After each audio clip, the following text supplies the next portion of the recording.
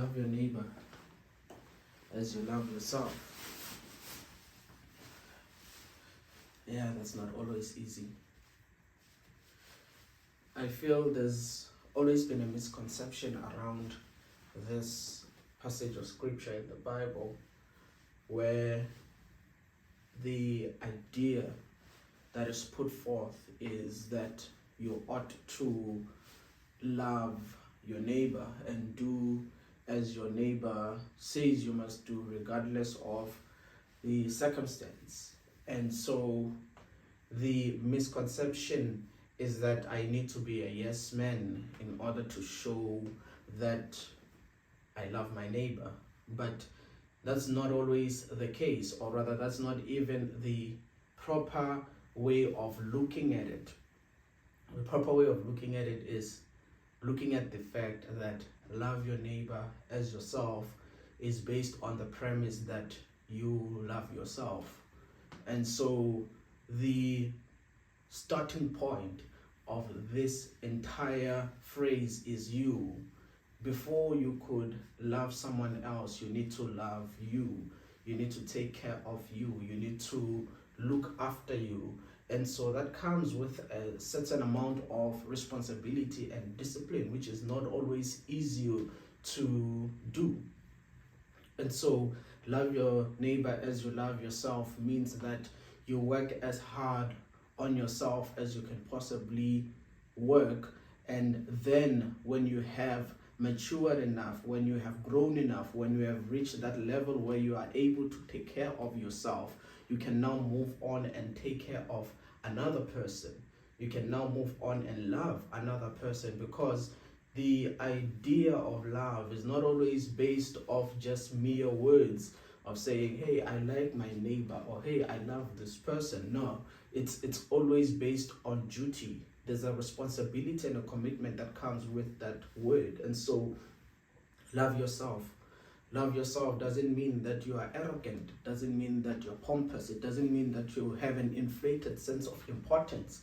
It means that you are humble enough to understand yourself, that I have flaws. You're humble enough to understand that you don't know it all and you are not always correct. You are humble enough to know that my flaws are not meant to destroy me, but they're meant to mold me. And so to love yourself is to acknowledge that I have a certain amount of responsibility to take care of myself, to move forward in my life, to have the necessary skills that I need to put forth the best fight that I can in life. To love yourself means that you wake up every morning, you bath, you clean yourself up, you clean your space around you.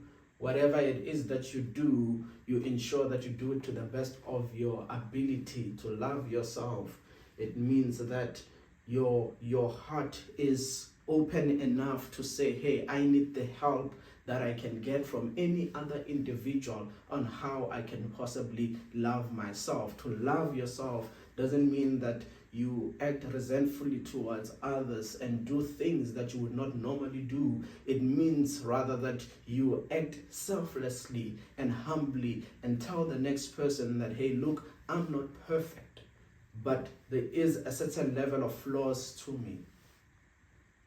To love yourself means you do whatever is necessary to achieve the things that you want to achieve in life. And so after you have done it all, you can stand up and say, okay, now I'm ready to love my neighbor as I love myself.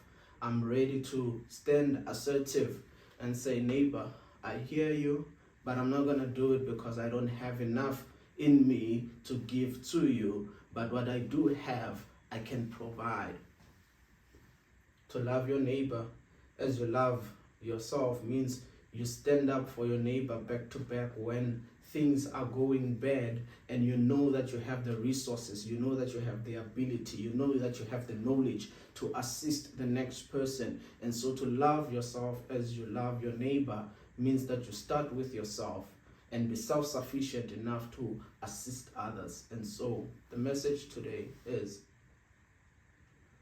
it's okay to take care of yourself. It's okay to do the things that you love, to achieve the things that you want to achieve with a measure of responsibility and discipline. And so that's what to love yourself means. And so going forward, let's move with the mindset of self-love and individual responsibility, because that's what's gonna move us forward. Peace.